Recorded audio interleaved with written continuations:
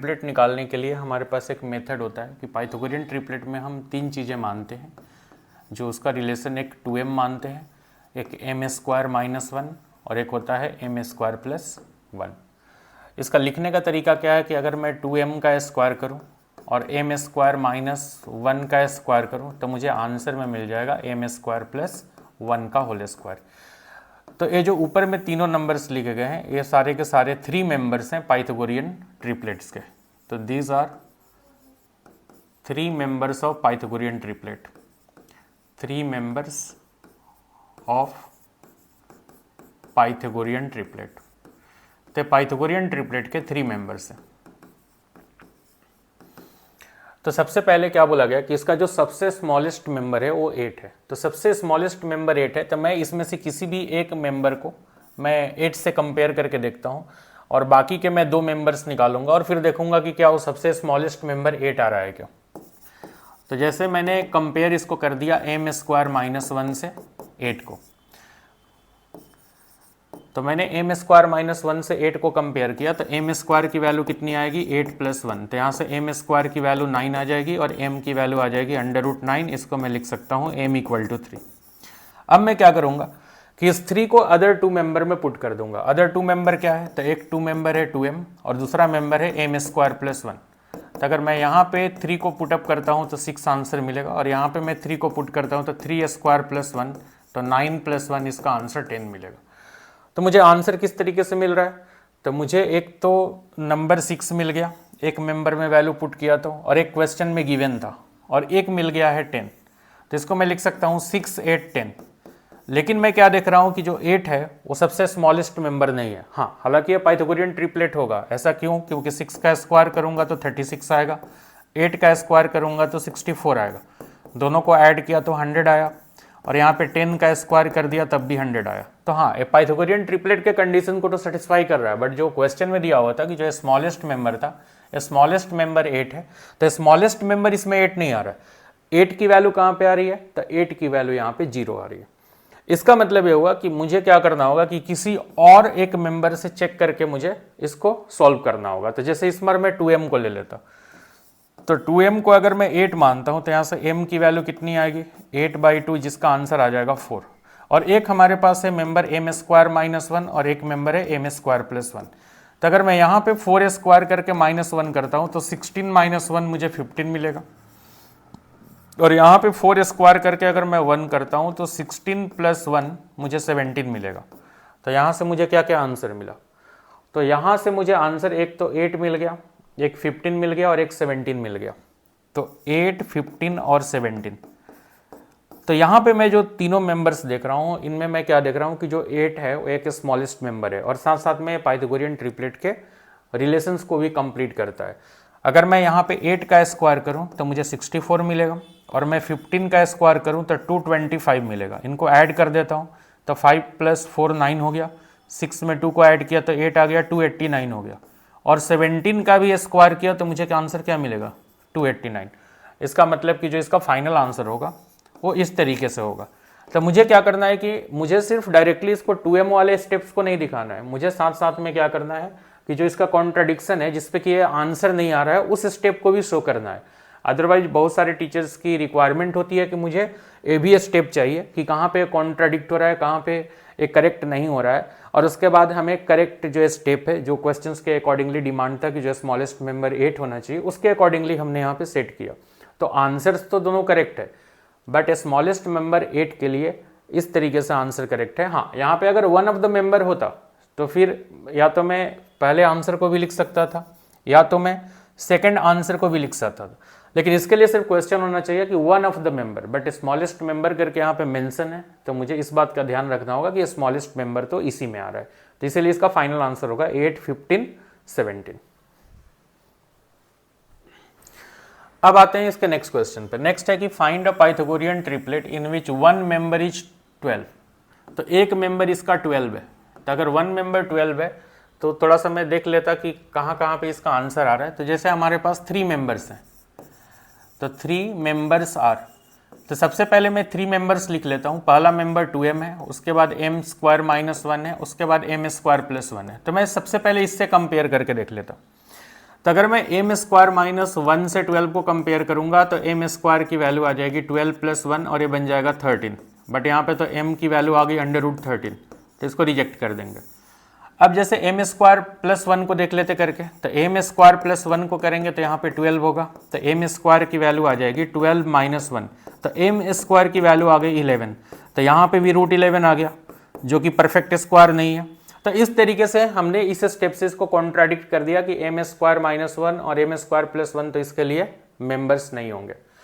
अब हम नेक्स्ट हमारे पास क्या बचा, 2m। तो इस क्वेश्चन की शुरुआत अब हम 2m से करेंगे। तो जैसे 2m को हमने 16 रख दिया तो m की वैल्यू कितनी, 2m को 12 रखना है, तो 2m को अगर हमने 12 रख दिया तो m की वैल्यू कितनी आएगी 12/2, तो 2 बन जा 2 6 जा, तो यहाँ से m की वैल्यू 6 आ गई।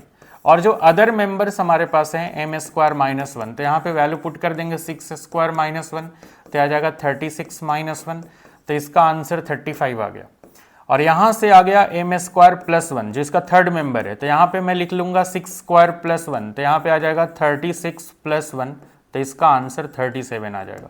तो इस तरीके से पाइथागोरियन ट्रिपलेट में क्या क्या लिखेंगे, तो पहला मेंबर तो 12 दिया हुआ था, तो क्वेश्चन का मेंबर मैंने 12 लिख लिया, और बाकी हमारे पास दो आ गए, एक आ गया 35 और ये आ गया 37। अगर मैं क्या करूंगा कि इन दोनों को स्क्वायर करके सम करूंगा और इसका स्क्वायर करूंगा, तो मैं क्या देखूंगा कि इन दोनों के स्क्वायर का सम इसके स्क्वायर के इक्वल आ गया। तो इस तरीके से पाइथागोरियन ट्रिपलेट में आ गया। नेक्स्ट क्वेश्चन दिया हुआ है एक्सरसाइज 6.2 में कि find the square of the following numbers 32, 35, 86, 93, 71, 46। इसमें 6 क्वेश्चन है। तो सबसे पहले हम 2 क्वेश्चंस को देख लेते हैं और 2 क्वेश्चंस के बाद बाकी आप खुद कर लेना।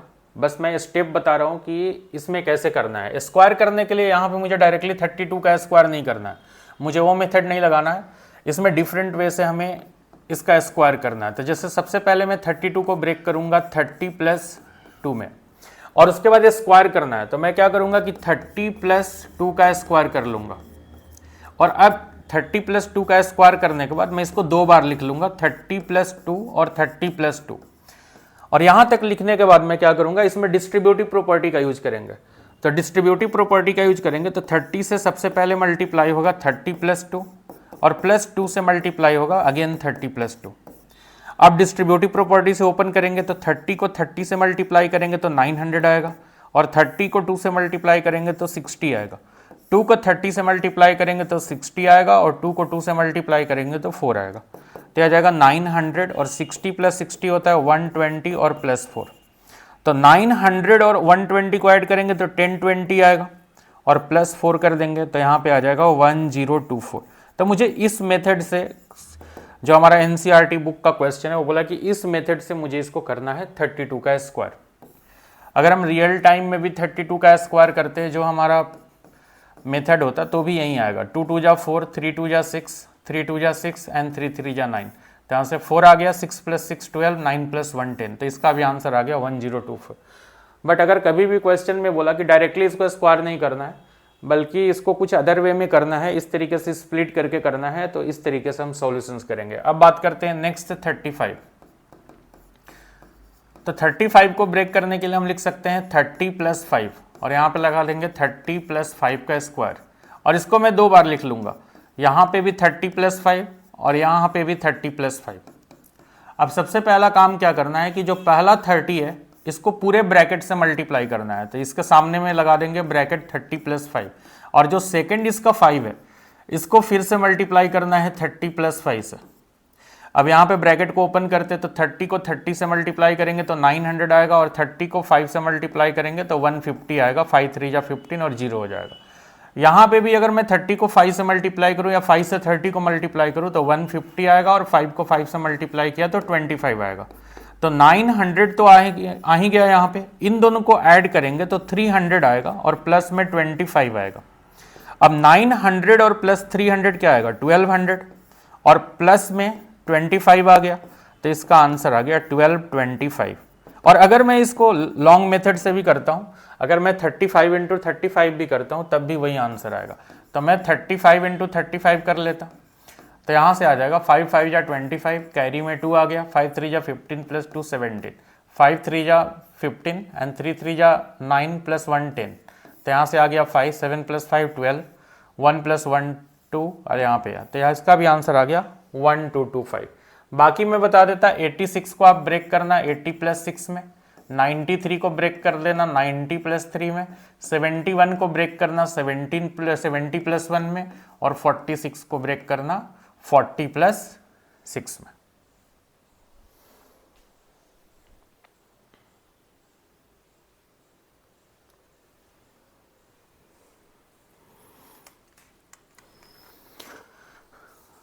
अब आते हैं इस एक्सरसाइज का question, write a Pythagorean triplet whose one member is 6, 14, 16 और 18। तो मुझे क्या करना है यहाँ पे कि पाइथागोरियन ट्रिपलेट निकालना है। एक मेंबर 6 है, सेकंड क्वेश्चन के लिए 14 है, थर्ड के लिए 16 है, फोर्थ के लिए 18 है। तो एक एक करके करते हैं। तो सबसे पहले हम ले लेते हैं 6 के लिए। तो अगर 6 की बात करें तो हमारे पास 3 मेंबर्स क्या क्या है। तो स्टार्टिंग हम करेंगे कि हमारे पास 3 मेंबर्स है, 2m, m स्क्वायर माइनस 1 और m स्क्वायर प्लस 1। तो पहले तो हम कॉन्ट्राडिक्शन वाले स्टेप कर लेते हैं। तो जैसे m स्क्वायर माइनस 1 से अगर मैं 6 को करता हूँ तो m स्क्वायर क्या आएगा 6 प्लस 1, तो 7 आ गया। तो m की वैल्यू कितनी आ गई √7। m स्क्वायर प्लस 1 को अगर मैं 6 से करता हूँ तो m स्क्वायर की वैल्यू कितनी आएगी 6 माइनस 1, तो m स्क्वायर की वैल्यू यहाँ से 5 आ गई। तो m की वैल्यू कितनी आ गई √5। तो मैं क्या देख रहा हूँ कि ये दोनों मेंबर्स तो काम नहीं कर रहे हैं। m स्क्वायर 1 भी 6 के लिए काम नहीं कर रहा है चूंकि √7 आ रहा है, और यहाँ पे m स्क्वायर प्लस 1 में किया तो √5 आ गया। इसका मतलब कि मुझे आगे अब चेक करना पड़ेगा 2m से। तो 2m से अगर मैं 6 को करता हूँ तो m की वैल्यू क्या आएगी 6/2, तो यहाँ से m की वैल्यू 3 आ गई। और बाकी के जो 2 मेंबर्स हमने छोड़े हैं उन मेंबर्स में हम क्या करेंगे, इस वैल्यूज को पुटअप कर देंगे। तो उन मेंबर्स में इस वैल्यू को पुट करेंगे तो क्या होगा, तो यहाँ पे आएगा m स्क्वायर माइनस 1, तो हो जाएगा 3 का स्क्वायर माइनस 1, तो 9 माइनस 1 तो हो जाएगा 8। और m स्क्वायर प्लस 1 में अगर मैं करता हूँ तो 3 का स्क्वायर और प्लस 1 तो हो जाएगा 9 प्लस 1, तो इसकी वैल्यू क्या आ गई 10। तो इस तरीके से जो पाइथागोरियन ट्रिपलेट बन गया, पहला मेंबर तो ऑलरेडी 6 दिया ही हुआ था, 2 मेंबर्स और क्या आ गए 8 और 10, और इनको अगर आप चेक करोगे तो आपका आंसर आ जाएगा। अब बात कर लेते हैं नेक्स्ट क्वेश्चन की। तो नेक्स्ट में 14 दिया हुआ है। तो नेक्स्ट में अगर 14 दिया गया है तो हमारे पास 3 मेंबर्स क्या हैं, तो वी हैव हमारे पास है 2m, m स्क्वायर माइनस 1 और m स्क्वायर प्लस 1। तो 2m को कंपेयर करेंगे 14 से तो m की वैल्यू कितनी आ जाएगी 14/2, तो कट जाएगा 7 से। अब क्या कर सकते हैं कि इस वैल्यूज को m स्क्वायर 1 में पुटअप कर लेते हैं और m स्क्वायर प्लस 1 में पुटअप कर लेते हैं। m स्क्वायर माइनस 1 में क्या होगा, तो यहाँ पे 7 का स्क्वायर माइनस 1 करेंगे तो 49 माइनस 1 होगा, तो इसका आंसर 48 आ जाएगा। और यहाँ पे 7 का स्क्वायर और प्लस 1 करेंगे तो यहाँ पे आएगा 49 प्लस 1, तो इसकी वैल्यू 50 आ जाएगी। तो यहाँ पे हम क्या देख रहे हैं कि हमारे 3 मेंबर्स के जो आंसर्स आ गए वो क्या क्या आ गए। तो पहला मेंबर तो 14 दिया ही हुआ था, सेकंड मेंबर आ गया 48 और थर्ड मेंबर क्या आ गया 50, और ये हो गया इसका आंसर। बाकी आप 2 होमवर्क में ट्राई कर लेना, सेम प्रोसेस है।